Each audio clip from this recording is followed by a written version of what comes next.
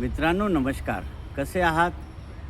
आपला सारेगामाचा दक्षिण भारत टूर निघतोय तुम्हाला माहीत आहे.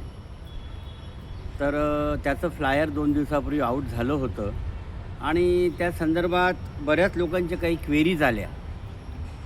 फ्लायरच नीट वाचत नाही. फ्लायरमध्ये पूर्ण माहिती आहे, तरी पण तेच प्रश्न परत विचारतात.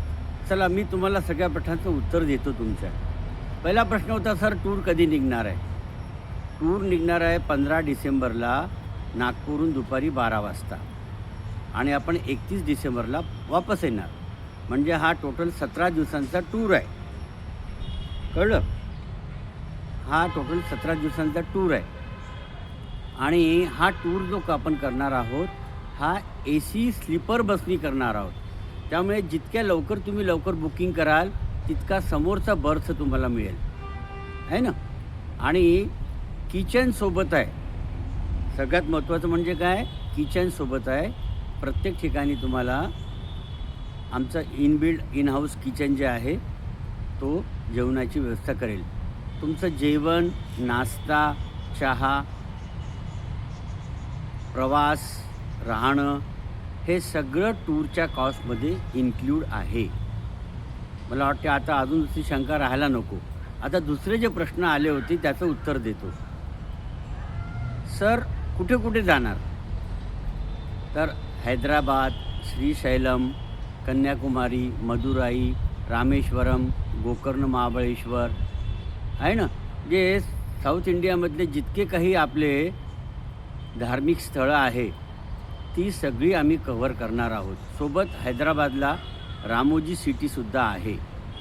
नंतर परतीमध्ये पंढरपूर, सोलापूर, तुळजापूर ही आपली महाराष्ट्रातली आराध्य दैवतं तीसुद्धा आपण कव्हर करणार आहोत.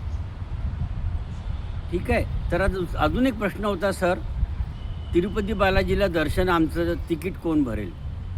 मित्रांनो, तिरुपती बालाजीला आम्ही जनता दर्शनच्या लाईनमध्ये तुम्हाला घेऊन जाऊ. तुम्हाला जर स्वतःचं VIP दर्शन करायचं आहे तर त्याचं तिकीट तुम्हाला वेगळं घ्यावं लागेल. हे वेगळं सांगायची गरज नाही, आहे ना. प्रत्येकजण VIP तिकीट भरून दर्शन घेत नाही. दुसरी गोष्ट, ज्याला कुणाला पूजा करायचा आहे, अभिषेक करायचा आहे, तो ज्याचा त्याचा वैयक्तिक प्रश्न असतो, आहे ना.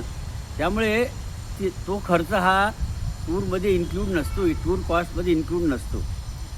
ज्याला ज्याची जशी श्रद्धा आहे तसा तसा तो विधी करतो, अभिषेक करतो.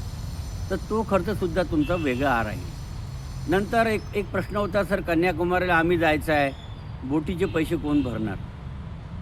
मित्रा, कन्याकुमारीला गेल्यानंतर ते विवेकानंद स्मारक जे आहे ते हार्डली 100 मीटर दूर समुद्रात आहे आणि तिथनं बोटी चालतात, फेरी बोटी 50 रुपयात तुम्हाला घेऊन जातात आणि वापसही घेऊन येतात.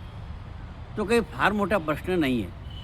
कसं आहे, इतक्या दूर आपण फिरायला जातो आहे तर छोटे मोठे खर्च होणार ना आपले, तर ते गृहीत धरून चालायचे. तुम्ही एकदा सारेगामासोबत येऊन बघा, मग तुम्हाला कळेल सारेगामा इतरांपेक्षा का वेगळा आहे. प्रत्येक स्थळाची अभ्यासपूर्ण माहिती तुम्हाला सांगितली जाईल, जेणेकरून तुमचा टूरचा आनंद हा द्विगुणित होईल.